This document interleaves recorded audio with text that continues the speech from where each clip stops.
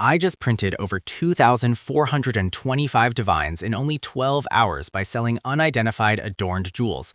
I got the first Adorned Jewel on my 5th run, the second one on my 11th run, and finally the third one dropped on my 24th run.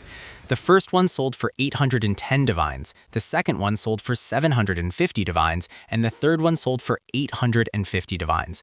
The most expensive part of this project is actually the time and commitment because you can only obtain these jewels by defeating the Trialmaster. To fight the Trialmaster, you need 3 different fate materials: Cowardly Fate, Deadly Fate, and Victorious Fate.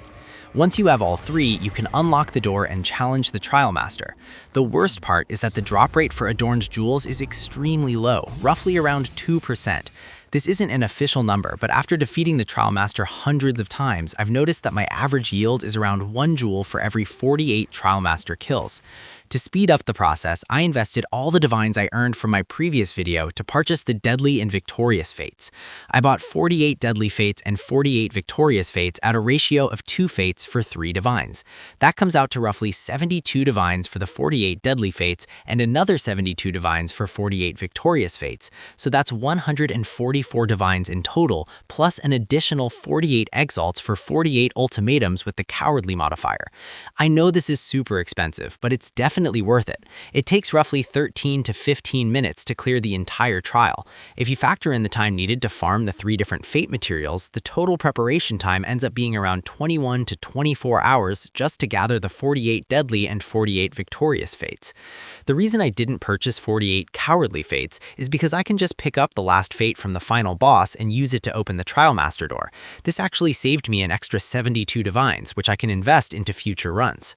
Now, before we continue, the Adorned Jewel itself has absolutely exploded in value on the market over the past week. As you can see here, I have multiple screenshots of unidentified Adorned Jewels going from 500 divines all the way up to thousands of divines. We're actually halfway to mirror price now.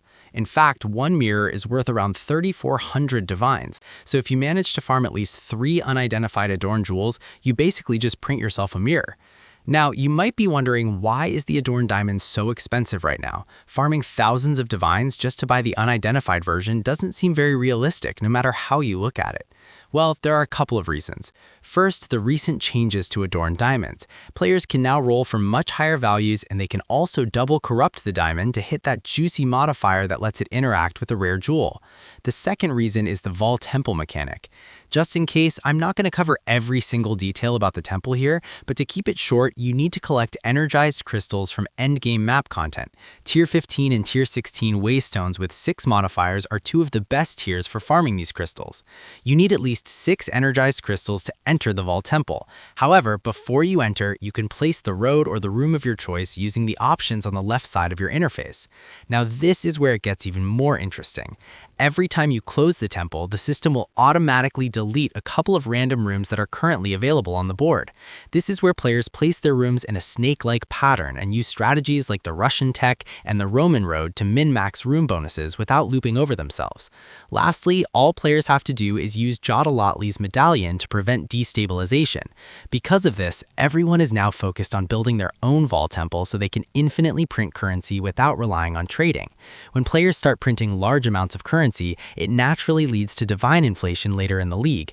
That inflation then reduces the supply of endgame items across various content, since fewer players are selling and more are hoarding. And with supply dropping while currency value shifts, the prices of those endgame items get pushed even higher.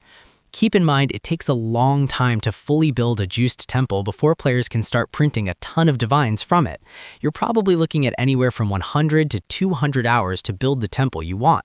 But hey, if you look on the bright side, this is actually great for solo self-found players who aren't interested in trading anyway, since they can craft their own gear and play the game at their own pace. Besides the Adorned Jewels, I also picked up a small amount of soul cores. It's not a lot since I only did 48 runs just to fight the Trialmaster, but it's still a decent chunk of data that I can use for future content. I picked up roughly 96 normal soul cores and 48 specialized soul cores. Unfortunately, the prices didn't turn out so well, even with fewer players farming the Trial of Chaos. As you can see here, I managed to earn roughly 1,105 Exalts and 2 Divines after converting them into currency through the exchange. As for the specialized soul cores, I only received 257 exalts in total after converting them into currency. From what I've heard, it's possible to drop various soul cores from the Vault Temple, but not all of them, so players are picking up free soul cores while farming the temple. Honestly, this might be a really bad design choice and could completely undermine the value of farming soul cores from the Trial of Chaos in the future. As for the currency, I only picked up a small amount throughout the entire project, but I feel like I got really lucky with Divine Orbs. I received at least 4 Divine Orbs from trial rewards, and the rest came from killing monsters and bosses. Keep in mind, I didn't invest in any item rarity stats this whole season, so this ended up being a really nice bit of pocket change while farming for Adorned Diamonds. As for unique items, I never really got anything good throughout my entire time farming the trial, so I dismantled all of them for additional chance shards and chance orbs. The same goes for Trialmaster equipment. Most of it isn't very good, except for the Hate Forge molded mitts. That item is actually worth a decent amount of divines when sold unidentified. Honestly, I should have sold it that way since I could have used those extra divine orbs for more fate materials. Aside from that, I just dismantled all the Trialmaster uniques for more chance shards and chance orbs. Interestingly, I did manage to pick up a Trialmaster's reliquary key on my 47th run and sold it for 171 divines. For miscellaneous items, I picked up an uncut level 19 spirit gem and sold it for 115 exalts, along with 2 normal heavy belts that each sold for 10 exalts. Alright, now that everything has been converted into currency, this is how much I have so far before converting it all to divines. And this is the total amount after converting everything to divines. I ended up with approximately 356 exalts and 15 divines, thanks to the soul cores, unique items, and miscellaneous drops. If we include the value from the Adorned Diamonds and the Trialmaster's reliquary key we sold, the grand total comes to 2,596 divines and 356 exalts. My initial investment was roughly 144 divines and 48 exalts. After subtracting that from the total amount I earned, the profit comes to around 2,452 divines and 308 exalts. So yeah, that reliquary key basically covered the entire cost of the fate materials I originally invested in. If you take 2,452 divines and divide it by 12 hours, you're looking at roughly 204 divines per hour, just from farming the Trialmaster for Adorned Jewels and everything else. That said, not everyone's going to hit 3 Adorned Diamonds every 48 runs. I actually got really lucky with this. In fact, in my last video, I only got 1 Adorned Diamond out of 48 runs. To be fair, not everyone is going to enjoy the Trial of Chaos, but I definitely recommend the content for players looking to earn a good chunk of divines early in the game. Farming the Trialmaster for Adorned Diamonds is still a huge gamble, so selling fate materials remains a profitable route for beginners. Now, you might be wondering, what exactly am I planning to do with all these divines? Well, I actually invested them into better gear for my character.